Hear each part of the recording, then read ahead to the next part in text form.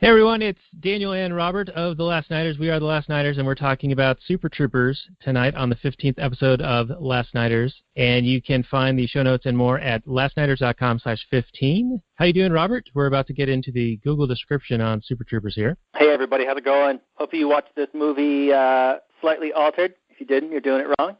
But, hey, whatever. Live your life, man. Let's do this. All right, let's do this indeed. So Super Troopers came out 2001, and there's a new Super Troopers 2 coming out this week, and so that's why we're doing this. It seemed relevant. It's a comedy/mystery/crime caper movie put out by Broken Lizard, and it got 7.1 on the IMDb, 35% Rotten Tomatoes, and 4.4 out of 5 on Facebook. That's a new rating system we haven't seen before. And 87% of Google users like it. So this is one where the critics hated it and the fan base loved it. This definitely became a cult classic. And here is the description. Always looking for action, 5 overenthusiastic but understimulated Vermont state troopers raise hell on the highway, keeping motorists anxiously looking in their rearview mirrors. Between an ongoing feud with the local cops over whose you-know-what is bigger and the state government wanting to shut them down, the Super Troopers find themselves precariously and hilariously heading toward calamity as they try to avoid extinction. Release date, January 19, 2001. Directors Jay Chandrasekhar. I'm not sure if I'm saying that right, but he is, what do they call him, Ramrod in this? Yeah, he's like the main character. Yeah, main character, Ramathorn. Budget of $3 million, box office of $23.1 million, so did very well in relation to the amount of money that went into making this thing, and it, I think, has lived on very strongly in the aftermarket with that cult classic status. What's your take on the Google info there? Yeah, it's all pretty accurate. I would just have to say that I think it earns its 34% Rotten Tomato score. The fan scores, I'm sure there's a fair amount of nostalgia wrapped into those scores, or just people who, don't care going in to see like a really good movie. They're just there to have a good time. So, it's a movie that, can work for you if you don't expect it to do too much. But for me, watching it again after all these years, I probably expected it to do more than it did. Yeah, I would agree. It's a movie that I do have fonder memories of because it was at a time in my life when I could watch just portions of a movie for the humor that's in that like 5 or 10 minute scene or that moment. And I didn't care so much about the overall story that was going on. So this is one of those that it can just be on and you can catch it at any point where it's like playing on some random cable network, right? And you could still like enjoy watching it for 20 minutes and then go back to doing something else. But in watching it last night, or a couple of nights ago now, it really does have some dark shit in it. I mean, they play on fear that they put into the populace, and they use that to fuck with people. And they totally abuse the authority. And watching it now, as I've moved further along in my, journey into advocating for actual human freedom, voluntarism, things like that, it's really hard to see this laughed about. They're making jokes about it. And 10, 15 years ago when I saw this, I was like, oh, that's funny, ha, ha, ha. I imagine you had a similar difference of your viewpoint? Oh, yeah. I was impossible to see the humor. I still thought that some of the scenes worked in, like, kind of a sketch format. I think this is a movie that works best as, they're a sketch comedy group, right? So they had an idea. Maybe they wrote some sketches that really worked well. They were pretty funny. Maybe like especially the intro, the very first scene. Is actually pretty dang funny. So, but then when they try and expand it into a movie, a lot like a lot of the other Saturday Night Live movies, that started off as a single sketch and then they try to turn it into a movie. The story just didn't work for me. We're definitely going to get into that and why it didn't work for me. But like you said, also the fact that I'm a voluntarist advocates for freedom, watching these road pirates terrorize and assault these people and rob them and think it was funny and think that they are noble and doing a great job and that they are a necessary thing and how wonderful they are was just disgusting. I couldn't get into the humor because I was just too revolted by these characters thinking that they were, like I said, necessary and good and that they were protecting anybody, especially when the story is about them robbing people who are trying to service a need.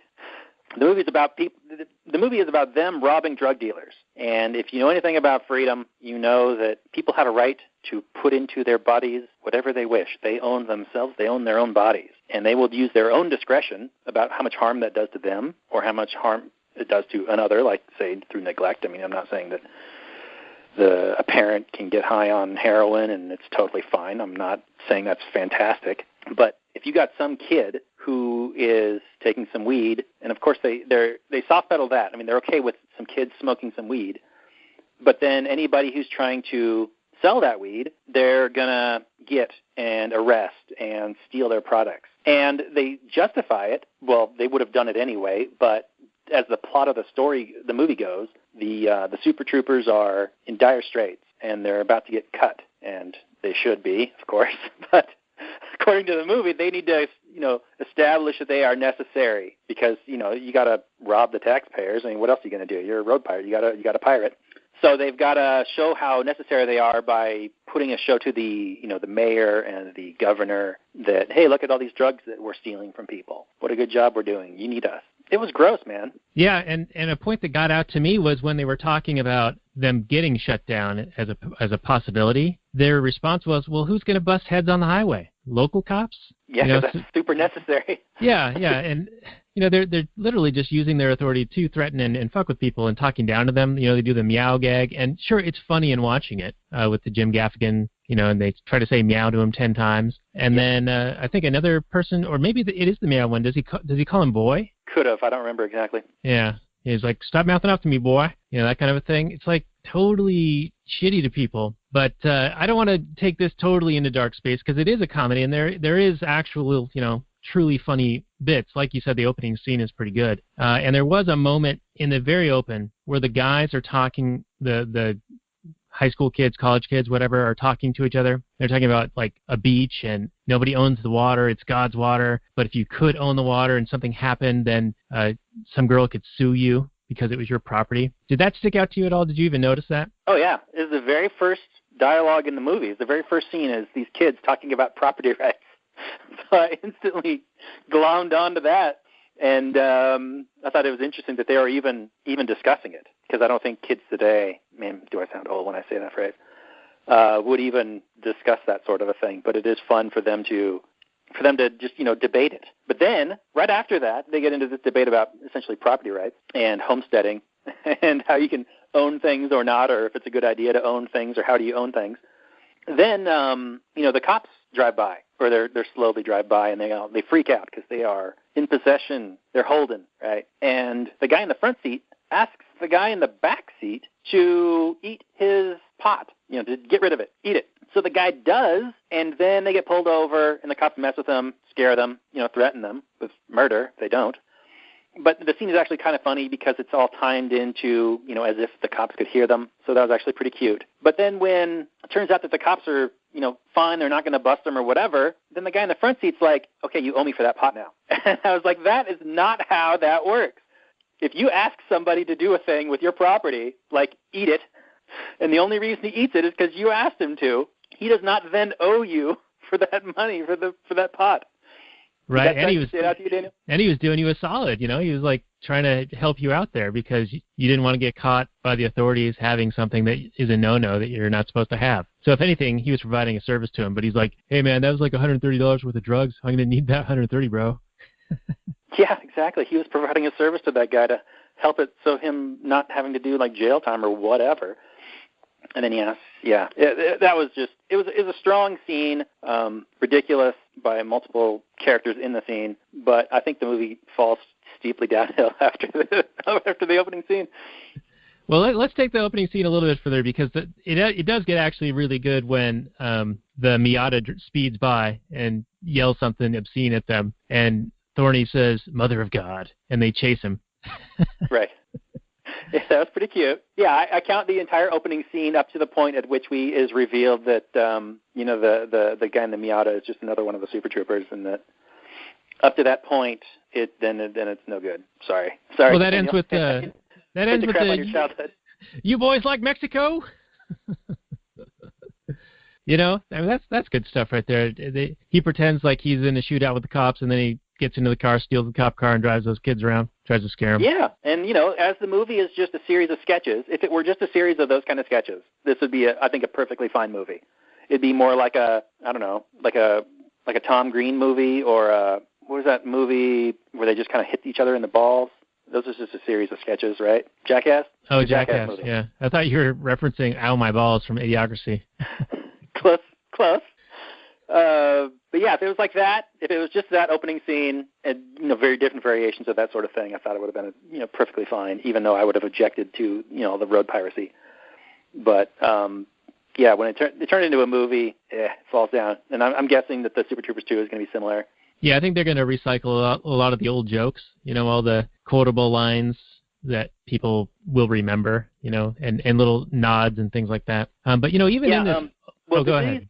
Have these guys done any movies in between since then? I mean, this movie's pretty old. Yeah, they've done a few. 15 years ago or something? They have done. Yeah, they did Club Dread, Beer Fest, and I want to say one other one. Okay, I have heard of those movies.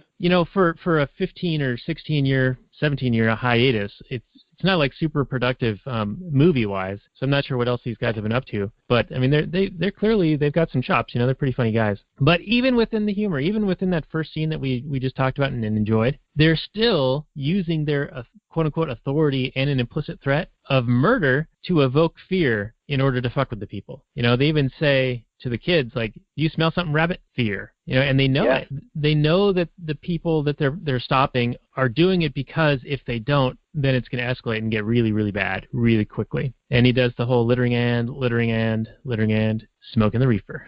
Yeah, and that's how, if they had made this movie about anything else, I probably would have been far more on board with it. But you have these characters who are acting just despicably, threatening and, intimidating people. And then they have the gall to kind of paint them as like the underdogs against the city cops, and there's like the heroes against the city cops. And I was just disgusted by everybody's fear. In fact, these city cops were the ones that were actually protecting the drug smugglers. So I was like, well, good for you, city cops. You're running protection for these guys who need protection from the pigs. Good job. I mean, they're not everybody's like, it's not super clear-cut good guys and bad guys, but to try and make us get behind, like I've said a million times on this podcast, you need to establish an emotional connection with the audience if you want to get behind and care about these characters. And when you have the characters acting so badly, behaving so badly, and thinking themselves as being so good, then you're just lost to me. I don't care about you. I don't care what you do or what you say. Nothing you're going to do. Anytime you try and be funny, it's going to be, the jokes are just not going to land like they should.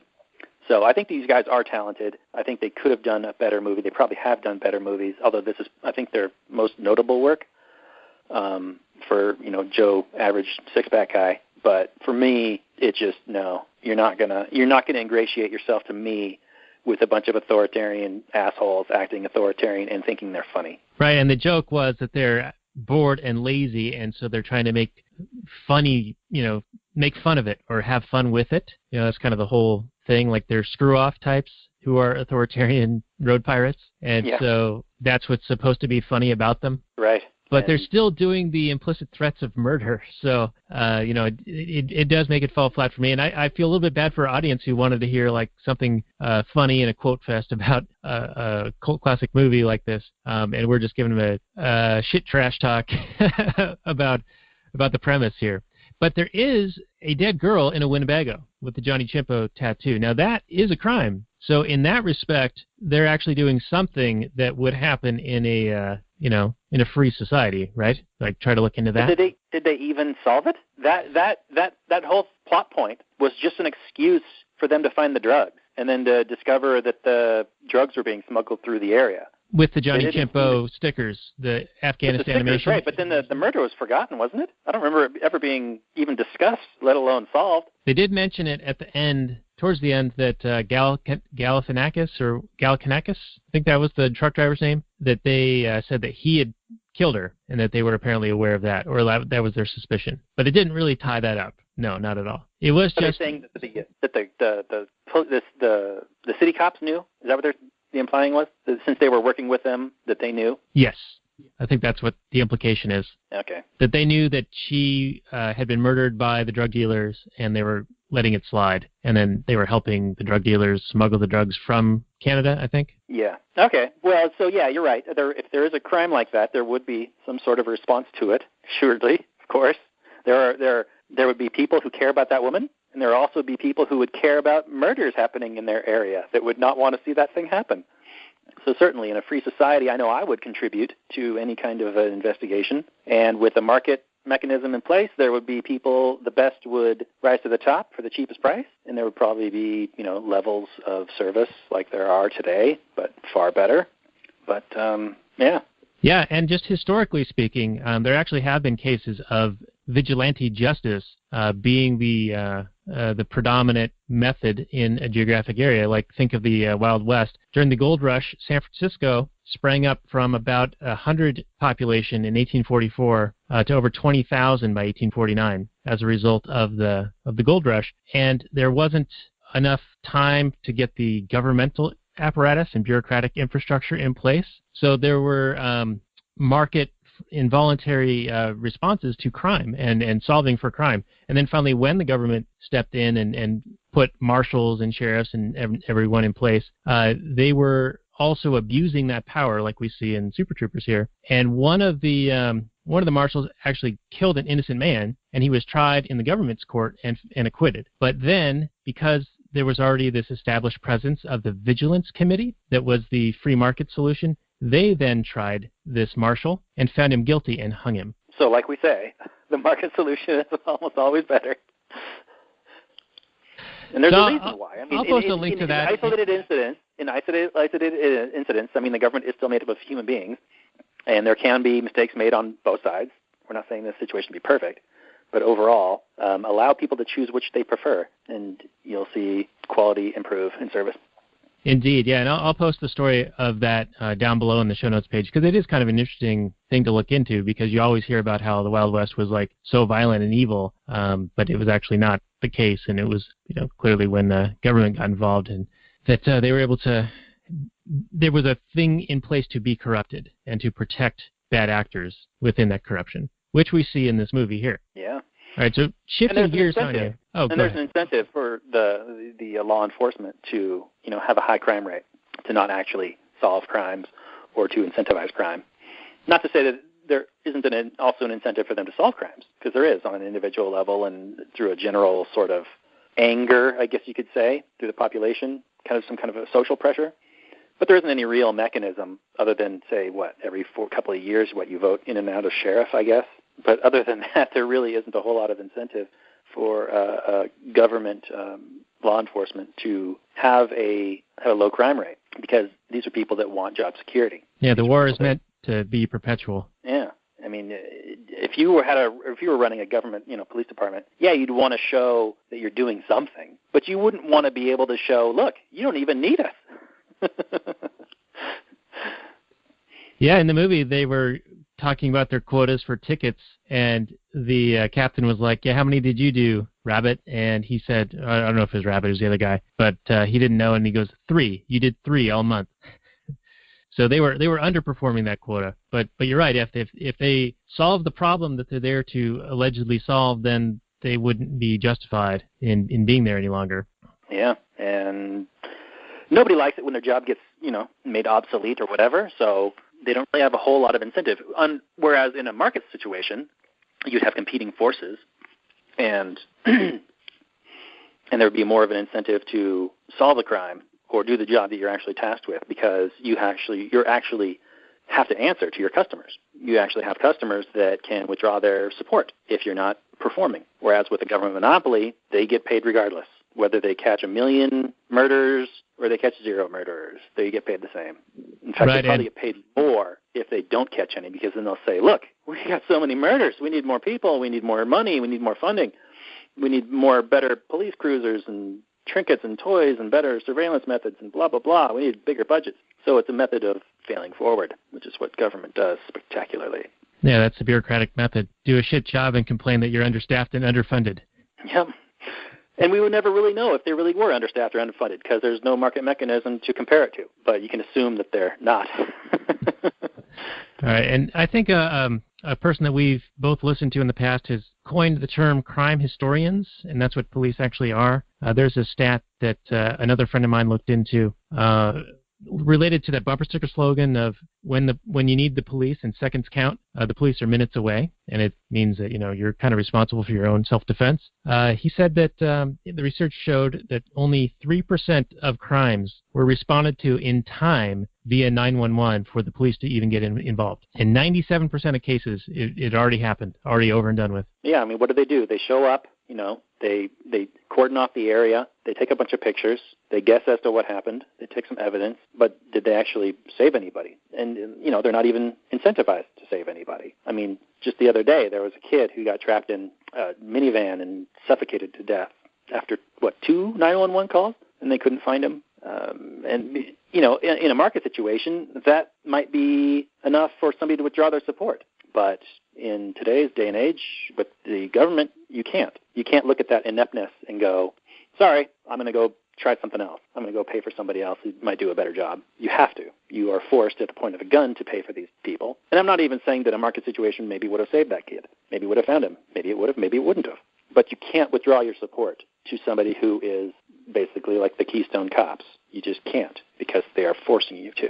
And that's really what I object to. All right. Well, moving on. I want to change gears a little bit, because Thorny is a certain ethnicity, and I don't even know what it is. But they make note of it several times. He makes quips about having, they say, oh, you've got that black magic. He says brown magic. And then he says something about the city cops try to order like tacos and quesadillas from him because they think he's Mexican. And Rabbit's like, oh, you're right.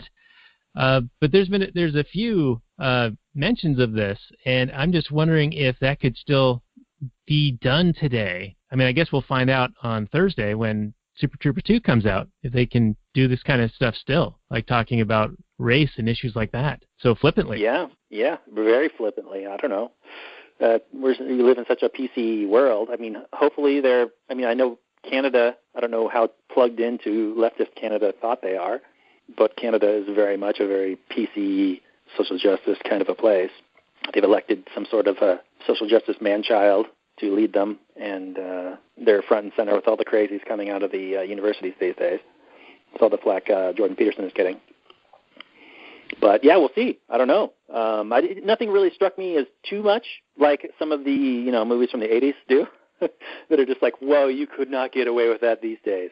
But it was still, this is definitely from an earlier era. We'll see if they will even go there with these new movies.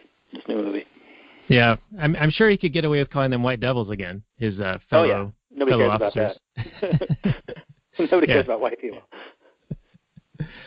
All right, so let's talk about the assault at the restaurant. The restaurant where he orders a burger and the kid says, 1 cheeseburger, it's for a cop. Yeah, I actually like that. That was a good scene. That was another good sketch scene. What's the big fat cop's name? Farva. I don't remember. Farva. Farva. That's right. So yeah, there's been a couple of restaurants in our area that have made the news for not serving cops, and I think there was one in like New Jersey, and you always get a whole bunch of flag waving people that are super indignant about anybody who would dare not serve somebody who, might have a fundamental disagreement on the ethics of their profession. But, in this movie, they have a different method of dealing with cops, which is equally also good and also funny, like you already said. So they, if you are an asshole, a professional asshole who makes a living off of stealing and threatening people, maybe you're not going to get, the greatest service or treatment from other people who might resent you. Because, like I said before, it matters how you treat people. And people will resist in any way they feel they can. They can safely do so while still being able to go home at night. And this movie features some kids who don't like this Farva guy. They probably don't like any of these cops, rightfully so. And so, they spit in the food probably. And, I think you pay a social cost. You pay a social cost for being a dick. It's called the dick tax. And these cops are paying it. And they take their own health into their own hands when they go and eat at a public place. You might get hepatitis. I'm just saying. Yeah, and I did like I think this is why it's bad. When you publicly shame these restaurants into saying, "Oh no, we'll serve you." you know, because it's like the overt racism versus covert racism. You want it to be overt. You want to know, if you're a cop, you want to know going into a restaurant whether they like you or not. Oh, they don't serve me here? Okay, then thank you for telling me that. I will go somewhere else where they're not going to spit in my food. Whereas if you publicly shame them, like which constantly happens in social media whenever anything like this happens, then cops are going to go in there and they're going to get their food spat in or whatever, worse. I don't know if you've seen the movie Waiting. It gets worse. They can do worse things. In fact, that's been in the news where people have gotten all kinds of terrible things. Semen-covered pizza or whatever it was, or spaghetti. I don't know. Marinara. You know. Oh, man, that's gross. The Alfredo sauce. You know how it is. Hey, how was the pale ale? Yeah, another one. So I think it's a strategy. It's a bad strategy move for a cop to publicly shame someplace that won't serve them or doesn't like them.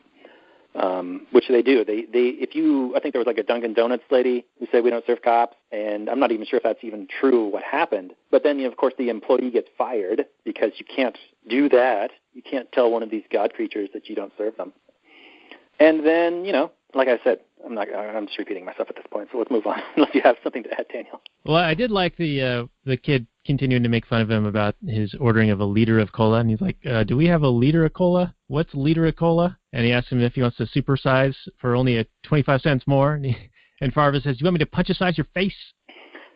Yeah, so what do you think about how the kids got back at him? Well, Farva beat him up, so... No. Before that, they did something to his cola. Oh yeah, with the little scratch ticket thing, or peel up, see if you won. Yeah, and they have the hole in there, the little glory hole in there, so the soda would drink out or leak out on him. Right, so it spills all over him. Yeah, I mean that's pretty dick. That's pretty rude. But yeah, it was. He also then of course Farva went way too far in retaliation. Oh yeah, he assaulted him. And then when the captain was berating him, he's like, "Back in my day, we'd beat you with a hose." But now you got your goddamn unions. Yeah. And Farva was like, I'm not a union guy. Funny stuff. So the next thing I have on here is, another kind of funny quote, and that is when they pull over the truck driver and they both get into the back of the tractor trailer, and he locks them in there.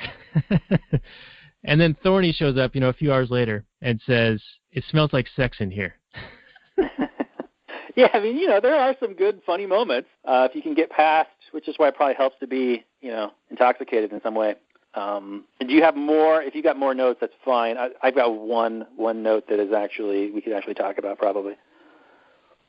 Yeah, let's do your note, and then let's talk about the shooting range, because that was a prime example of what not to do on a shooting range or with a firearm ever. Okay. Well, my note's at the very end of the movie, so let's do your shooting thing first.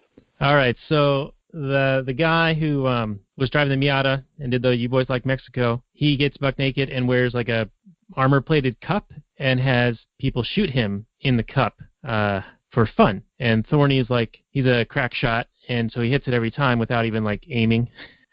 But when the captain showed up, he's like, we used to do this prank back in my day. And he shoots the gun and it shatters the window. He's like, but we used blanks. So it was meant to be like a hazing ritual way back when he was younger, and they would use blanks just to like scare the rookies. But here's, these guys, and they literally are like crazy people doing dangerous, stupid stunts. So don't ever do that. Either one is horrific. The hazing is probably worse because at least this one is, he knows what's happening. This is all voluntary. It's stupid and it's borderline suicidal, but at least he knows what's happening. He's voluntarily doing it, right? Yeah, open bar, dude. Yeah, it's fine. I was kind of rooting for him to shoot him.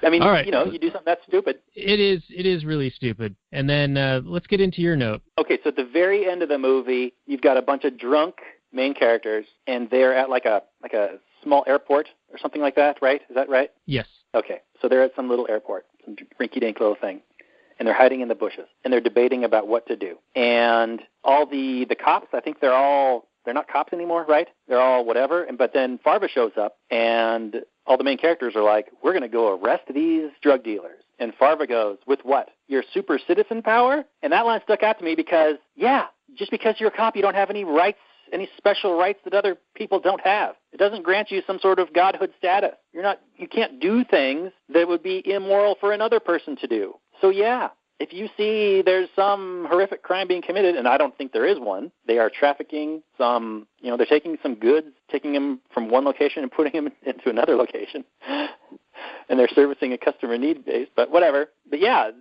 just because you put on a badge and wear some blue costume doesn't grant you special arresting right or God powers. So, Farva's just showing his stupidity again for the 500th time in the movie. But yeah, that line stuck out to me. Did you notice that line? Oh, certainly I did. Yeah, it was shortly after the Denim Dan Canadian tuxedo line that Farva said to the captain. The Canadian tuxedo line was funny. I'll grant him that. That was good stuff. But yeah, and I didn't understand, okay, so they take Farva's blow-up doll and put it on the top of the car and drive the car towards the cops and the drug smugglers, and they shoot at the car, and then they get into a fist fight, and then it's over. Yeah, the movie ends in a way in which they go, okay, these guys just ran out of ideas. This is like a sketch movie where the sketch just kind of devolves, and you would normally just move on to a new sketch, but they're like, oh crap, we have to come up with an ending. Yeah, we're gonna wrap it up, Pete. It was like, okay, yeah, real dumb. Didn't make any sense. Of course, don't think about it. Just glad the movie's over. But then, then the movie ends with another terrible scene as they're busting some underage drinkers at a house. The same guys that they terrorized early in the beginning of the movie with the pot. And it's just like, you guys think you're the good guys? What? I don't know. It just bugged me. Yeah, so this was after their fist fight to bring down the drug smugglers, and then they got a letter from the governor who said, hey, congratulations, you really showed fine police work in the war on drugs, yada, yada. You're so amazing, but we're still going to shut you down. And one of them was like, oh, we're going to buy you a tank, is what he was hoping he would say. Mm-hmm. But they still got shut down. So then they go undercover later, months later or whatever, as St. Anki keg delivery. And the guys that they had pulled over earlier are having a party at their house. And when they realize that they had lost their super trooper job, their trooper job, then the guys are kind of dicks to them, or dicks back to them, right? Because the cops were originally dicks to them months and months before. Right. So we're supposed to sympathize with the cops at that point? They're there to bust a high school party, a high school kegger party. Are you kidding me? What? This is what they're using their tax dollars for? To bust high school kegger parties? Disgusting. Well, go ahead. Yeah, and actually in the credits, they're listed as college student 1, college student 2, college student 3. So, if that's the case, then they're technically of legal age to be adults. So, really... Right, they're probably under some arbitrary drinking age. Yeah. They're probably 18, 19. 18, 19, or 20. And that, of course, allows the law to get involved. But yeah, then they, strip off their delivery uniforms and reveal that they are now the Spurbury Police Department, because the other ones apparently got all arrested and lost their jobs as a result of running protection for the drug smugglers. Right. So that's the end of the movie. This episode went a little sideways, a little different than I thought it was going to go, because I really did think we were going to do another quote fest like we did for Lebowski and for Billy Madison. But this is still good, and I still enjoyed the movie. Let's just go ahead and do a final summary and review here, and I'll start. I still enjoyed the scenes, like you were saying earlier, like the sketch comedy kind of bits, though it's peppered in between with the gross abuse of power. And I guess that's what sets the stage for them to be able to be funny, because the recipients of their pranks are pulled over in fear of what power these people hold over them, right? And that's what allows this to even happen. So it's a weird situation to be in, to look back on it now and still kind of see some humor in it, but then also see the pure evil that it is. So I'm very conflicted on this. I think in my younger years, I would have given this like a 7 or an 8, but I'm down to like a 2 on this, just because of it's sticking in my craw, So how about for you? Yeah, so my problem with this movie, in fact, even worse, this movie gets even worse than like all those police procedures. And anytime you get a movie where the cop is the hero, it just, all it does is it normalizes cops as good people, and of course everybody likes to be the hero in their own story and thinks they're doing good and just wants to provide for their families and blah blah blah. But I'm sorry, how you do it matters. If you aggress against people and you threaten and you intimidate and steal from them in order to earn a living, you're not a hero. You're not a good person. So this movie, and then it may try to make it, tries to make it funny. So not only is it normalizing this horrific behavior, it's telling you that, haha, it's funny, and you should laugh about it. and there's nothing really to take seriously here. This is just a thing that people do, and they're good and they're heroes, and haha, isn't it great and funny? And there's no way they could ever do better than this. So, yeah, this movie, maybe back when I watched it pre-Liberty days, was probably more like a 6 or a 7, and enjoying it, like I said, for the little bits. But, yeah, this is like a 2.5, maybe a 3. Because, you can enjoy it. You can watch it maybe altered and just enjoy it for some of the bits. But as a critic, I got to take it for the whole thing. And from my perspective, this is a big steaming turd. All right, so 2 steaming turds from the Last Nighters here. And so we're going to wind this one down, and appreciate you joining us for this one. Not sure if we can recommend checking out Super Troopers 2, but perhaps it'll have some funny nods like we had mentioned earlier. So that's coming out on 4/20, ha ha ha, inside joke. But I'll say good night from last night.